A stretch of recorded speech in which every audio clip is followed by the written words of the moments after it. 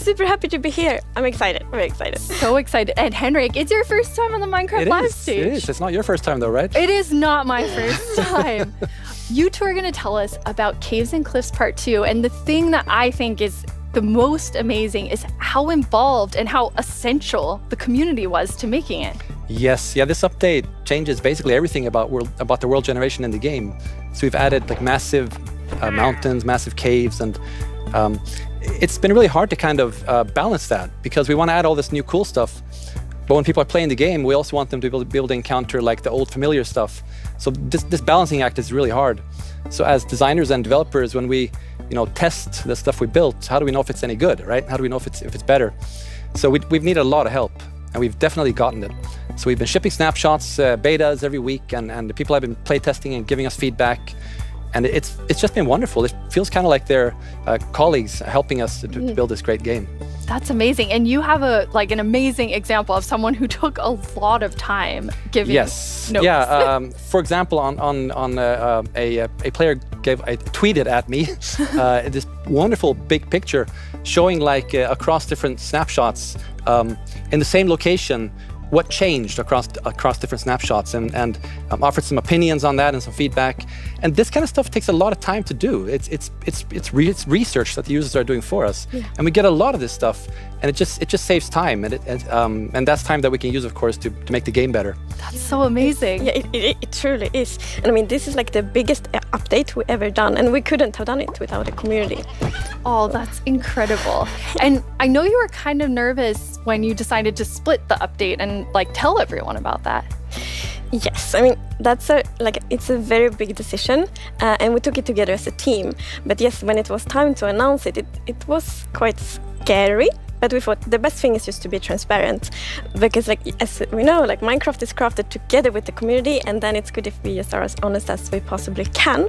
And then when we did announce it, everyone was just so caring and understanding, and it shows we have the most beautiful community. So yeah, thank you. We absolutely do. And it was so nice as a team to be able to not rush it, since this change is so big, to be able to do it properly and take the time and really do it well. So we're super thankful that we got such so strong support for it. That's awesome. And I mean, sometimes during the development process, things change and you decide you want things to be bigger and better, which kind of moves them to a different timeline. And I know we have one of those today. Yeah, we do. So we have been working quite a lot on the Deep Dark, the Warden, and the Skulk Sensor. And we're so excited about this, and we know everyone is. And so it got a bit bigger because we really want to do this right and do it with super high quality. But that's also the reason that we moved it to the next update instead. And we're going to talk about the next update at the end of the show, yes, right? So we're going to show both some new things from the Deep Dark and some other new things. So that's exciting. What a great team you have. The best team. And now we've been working on Caves and Cliffs Part 2. It's been so beautiful to see how everyone collaborated, all the different roles, Bedrock developers, Java developers, designers, artists, sound, and so on. So yeah, it's been so good. It feels like when you get a diverse group of people together in a room like that, even if it's a digital room, I guess, then and all focused on one thing like this, it feels like there's no problem you can't solve. Plus, it's fun. That's amazing. And then you add our community. They're doing bug tracking. They're just everywhere giving us notes and feedback and telling us what's working. So you add that to an amazing team, and it's really incredible. We really want actually to highlight everyone that helps us with the public bug tracker we have. So many players report bugs, and then we also have the moderators and helpers, and they help us so much with categorizing, finding duplicates, asking for additional information, and it's extraordinarily helpful. We have a really amazing community. Now, you two have been, and actually the whole team has been just kind of sharing images and seeds as you're finding things, and you put together some really awesome worlds for us to look at. We did.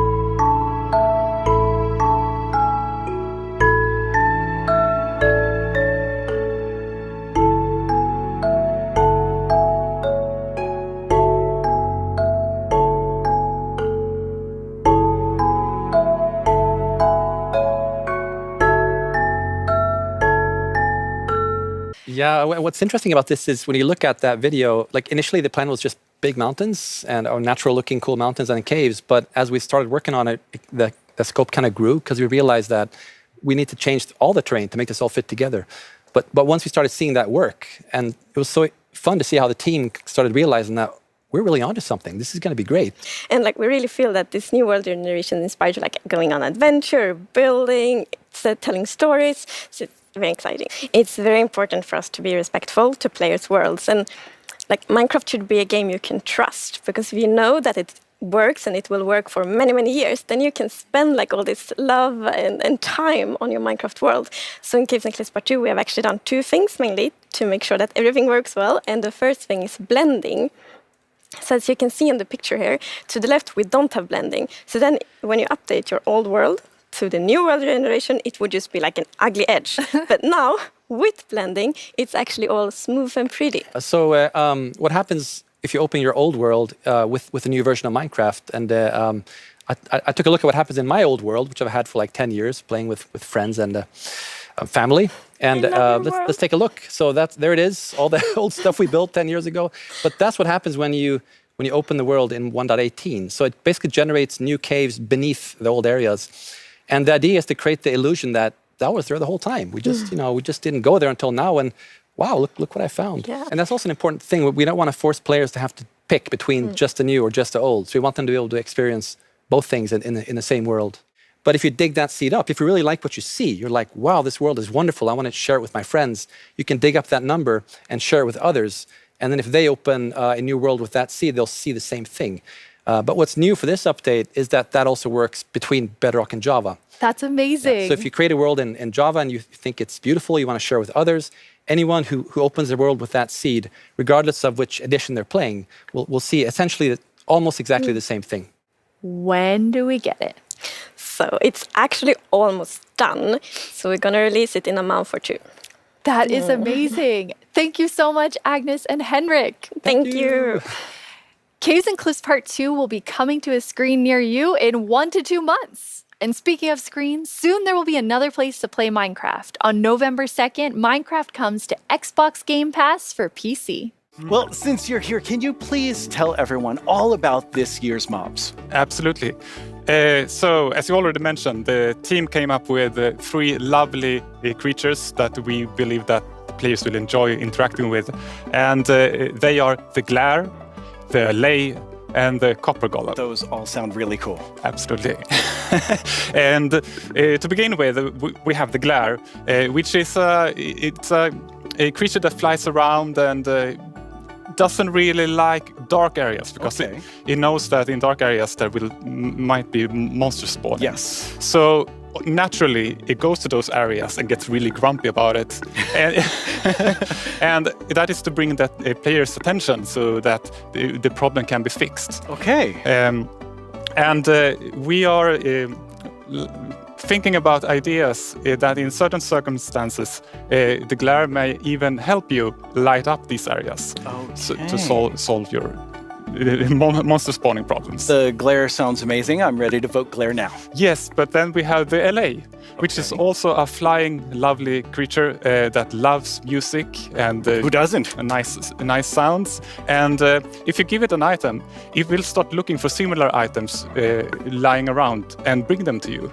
Okay. And if you also play on a note block, it will drop the items on that location instead. That's useful. Yes, and we imagine that players can maybe use this to make the LA help you with, I don't know, sorting items or clearing up areas. Yeah. I think there are many possibilities. Okay, so vote Allay.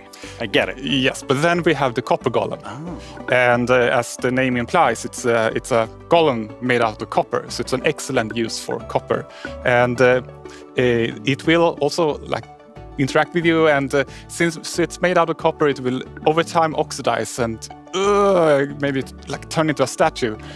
But don't worry, you can deoxidize it using an axe, or it actually carries around a lightning rod on its head, so a lightning strike can also deoxidize it. Wow.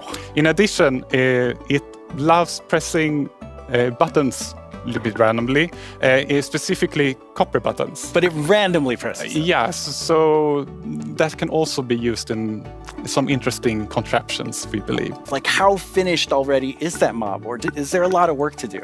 Well, of course, we have the big concept that we wanted to do, but once we have the mob in the game and see how it interacts with the areas and other mobs and items, that's when you kind of find the last magic little details to make it really great. I like hearing about the last magic details. Yes. Well, thanks, Jens. You've given everyone a lot to think about. Hello everyone, my name is Jonas. I'm a software developer and Minecraft content creator. In 2017 I started to create my own 3D modeling program called Blockbench. The program is all about creating boxy, pixely models, which makes it perfect for the Minecraft art style. Today Blockbench supports many Minecraft formats, ranging from Bedrock Edition add-ons to Java Edition resource packs and mods. The program is used by Minecraft creators all around the world to create models, animations and player skins. Almost all 3D models you see on the Minecraft Marketplace were made in Blockbench. And it was even used to design some of the new vanilla mobs, such as the goat and the axolotl. This summer I've collaborated with Mojang to create a new plugin for Blockbench. The plugin makes it super easy to get started with add-on creation, by generating everything you need for a custom entity in just a few clicks. I'm going to demonstrate the process by making a simple grizzly bear. To install the plugin, I'm heading to File, Plugins, Available, search for the Minecraft Entity Wizard and press Install. That brings up this handy shortcut on the start screen. Let's go! I'm going to pick a preset that looks similar to the grizzly, like this polar bear, and I'll use the same for the behavior. Okay, now the add-on is created on your computer. Now let's start customizing our model using Blockbench. For this example, because we already have a bear model, I'm just going to recolor the model. Of course, you could also change the whole model to turn it into something entirely different, like this butterfly that I made, and is based on the vanilla bat.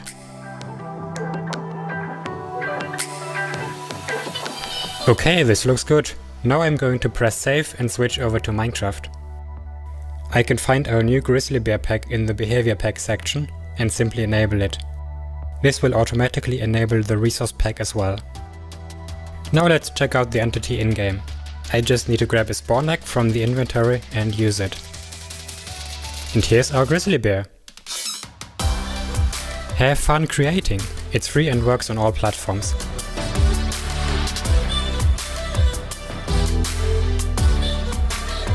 And now one mob must leave the race, and that mob is the glare. So that still leaves two amazing mobs to choose from. I know who I'm going to vote for, and I think I can see Jens voting right now.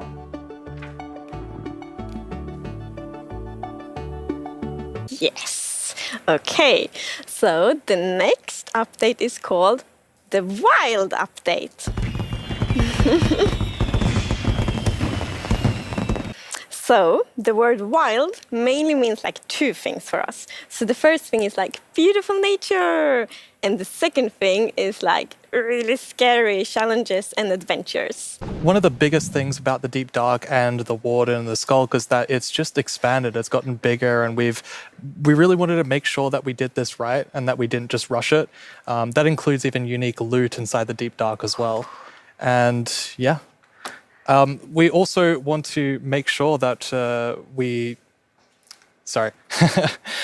let's actually look at some of the new things that we have in it right now, which is the ancient cities.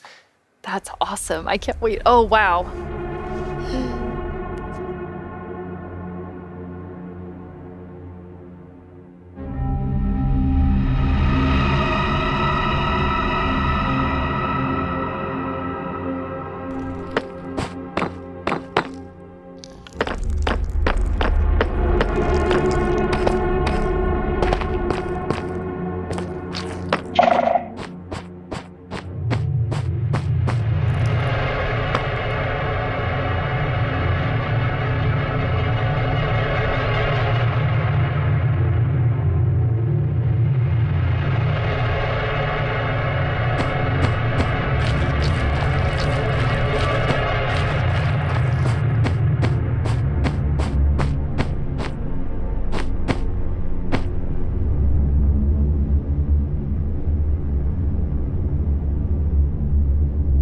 we really didn't want the deep dark biome to just be, caves or just skulks spread around. We wanted to add a bit more mystery to it. And there's this ancient city, and what is it doing there? We're not going to tell the players. We're just going to let them go throughout and explore and see what they come to.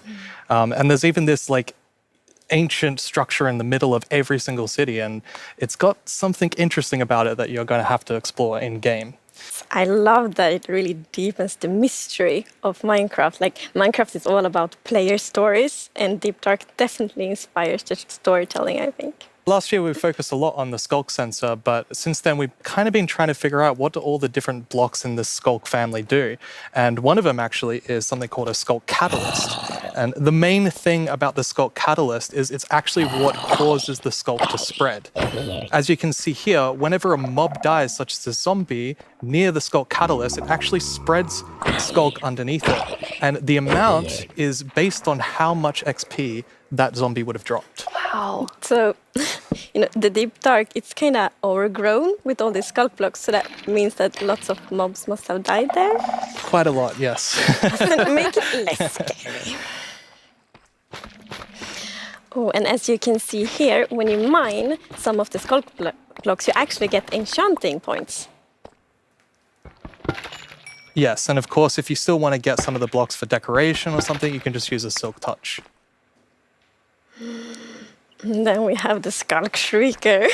So when this block is activated, it's going to give that really scary shriek sound that you heard now. And it also gives this darkness effect, so it's like pulsating darkness. You can even see now when you're sneaking and you step on a Skulk sensor, even sneaking it will activate.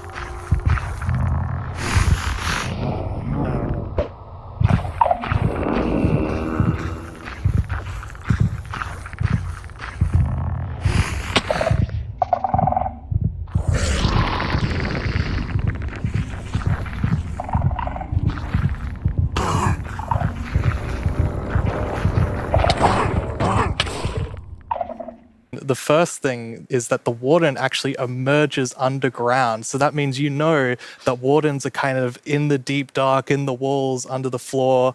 And it also has developed a sense of smell. So of course you can sneak around and try to be, quiet and not to get detected.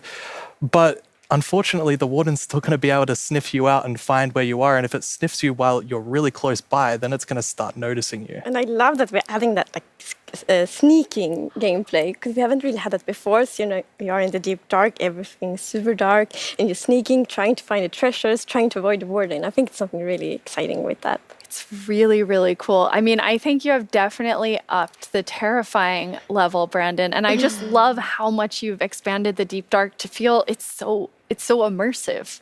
Yes, definitely. It's really amazing. We also want to focus, or have focused, on biome diversity. So we want to find a unique identity for different biomes. For example, the birch forest, as you can see in this beautiful concept art. So in the birch forest, we want it to be light and peaceful, and the sun reaches the ground, the trees are taller, and the flowers, things like that. It's really beautiful. It looks very Swedish in the birch forest. That's true. That's actually a very Swedish forest. Yeah. Our art team is just so amazing. It's such a beautiful concept art. And as you can see here, the atmosphere is really different from the birch forest as well. It really is. It's amazing. So we have another one of our gameplay designers here and our swamp expert, Corey. Welcome, Corey. Hi, Corey. Hey, it's absolutely wild to be here. Oh no, Corey. The puns are so quick to start. It's Corey after all. So. Yeah, it's very on brand. So you're going to tell us about all of the, there's a lot of exciting things coming to the swamp. So what are we getting? Yes, there are a lot of awesome things coming. The first of which is the boat with the chest in it.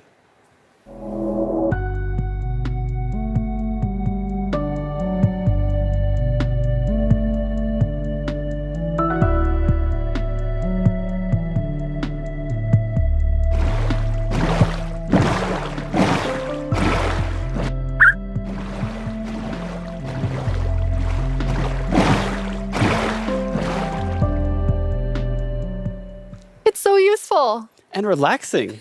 Yes, and especially now, in Caves and Cliffs Part 2, we have even wider rivers, so it's easier to travel on water, so it's going to be like extra useful.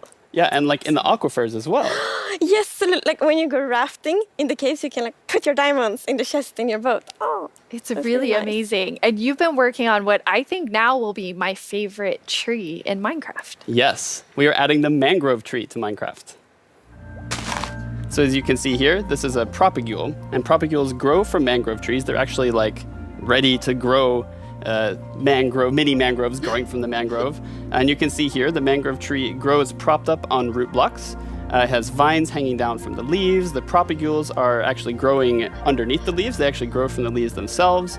And I really like how the propagules are looking here. And okay, I'm just gonna nerd out on propagules for a please minute. do. Okay, so in real life, the propagules grow, like I said, from the mangrove tree. And then when they fall into the water, or like let's say they fall into water, they can float for up to a year before they plant themselves in the like water, underneath the water or on land, wherever they happen to land.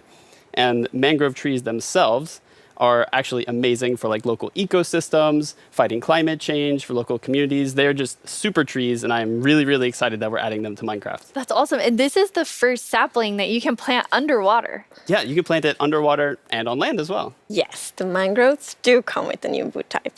And like always when we add a new tree, we are so happy. Like we get so many questions from the community like, will there be a new wood type? and therefore we're so happy that we were able to add a new wood type for the mangroves. And look at it, I think it's really pretty. And you also don't see like all the blocks here. It's gonna be like a full set for the wood types. It's gonna be like doors and trapdoors and so on. That's gorgeous. I love it. I'm so excited about mangroves, but I just need to mention another thing. Because we decided to go with like really big roots, and I think those are so cool. And we actually prototyped quite a lot back and forth, and it was a bit tricky to decide how the root should look like, as you see in this picture here. But now I'm so happy that we went with the like multi-block roots, because for example, when you like go with a boat and then you can go under the mangroves, and I think that adds such a nice feeling to it. Yeah, like in this picture, it's really nice atmosphere. That's beautiful. I really agree. And like when I was testing, I really loved that feeling of like being underneath it, being like this huge feeling. And I wanted more. I wanted to be surrounded by mangroves. So I was like, why don't I just make a mangrove swamp biome where I'm completely surrounded by them? So as you can see in this video, walking around, you're just completely surrounded in the mangrove swamp. It's just mangroves as far as the eye can see, just like in real life. And you have all the mangroves propped up on their roots, growing in the water, so you can take your boat underneath like Agnes likes. And you're just completely surrounded by the awesome beauty of it. It's so beautiful. Oh, and I mean, during sunset, every time I was testing, I would actually like pause the day-night cycle just to watch the sunset in the mangrove swamp. It was super beautiful. That's absolutely gorgeous. I noticed that was not dirt. Good eye, Lydia. That was wet dirt, otherwise known as mud. That's amazing. So you've actually added mud to do something really cool. Yeah, so we're adding really cool renewability mechanics to mud. The first of which is if you take a dirt block and pour a water bottle on it, then you can get more mud. And then the other one is if you take your mud block and you stick it on top of the dripstone, it will sort of like drip the water out of the mud and eventually dry it out which turns into clay. I love the renewable clay. Like, I always need more bricks. So perfect. Yeah, your local mason isn't going to be super happy with you though. That's actually true. I have this one mason, it's diamond tier mason in my village, and I always trade with them. You're taking a villager's job. They might be a bit upset now, but still renewable clay. Yeah, it's really, really cool. And you're also using mud to make a new block. Yes, we're also adding mud bricks. So mud bricks are a really, really exciting like building block. And as you can see here, the brick texture is actually different than the other stone bricks that we have in the game. So they're sort of smaller, more compact, but it is really cool like to build with. It matches a lot of different block sets, and I'm really excited to build with them. I just love the look of them. They're awesome. So beautiful. We have a creator question for the two of you. Well, very cute and quite derpy because we're adding frogs.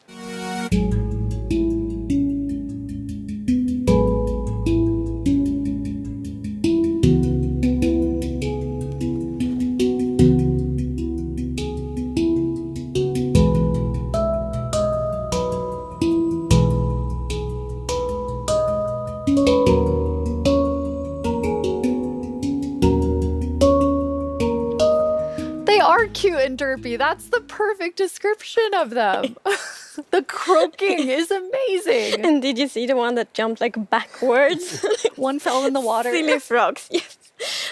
And they do love to jump around, and especially on lily pads, and actually also on big drip leaf, because I mean the big drip leaves kind of look like lily pads. But the funny thing with that is then when they jump on top of the big drip leaves, it's gonna tilt and then they fall down. One of them did. It just maybe it's a like frog slide. No. And you're adding another little tiny creature to this update. Yes, the fireflies. So you can see them roaming around, adding a lot of ambience to the swamp, making it feel just nice and cozy at night. But really, my favorite part of them is just making the world come to life, like feeling like there's life going on all around you. And oh yeah, also they're frog food. Yeah, forgot to mention that. They're frog food. Poor fireflies. Yes. Yeah, but look how happy that frog is. You know, all baby mobs in Minecraft are just like tiny versions of the grown-ups, but with frogs we're actually adding tadpoles.